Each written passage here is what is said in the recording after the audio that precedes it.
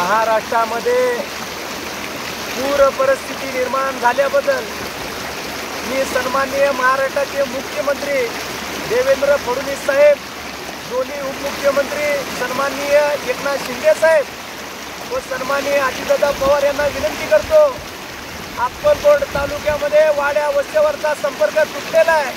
गोरगरीब भयभीत आहे, मजूर भयभीत आहे, शेतकरी भयभीत आहे. सन्माननीय मुख्यमंत्री अक्कलकोट पाहणी करण्यासाठी यावं असं मी विनंती करतो.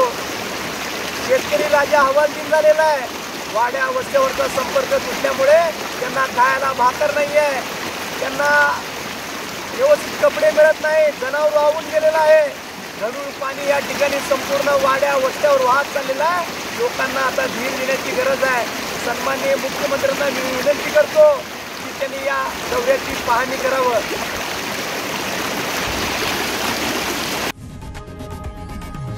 लोकशाही मराठी ऐका, पहा, जागरूक रहा.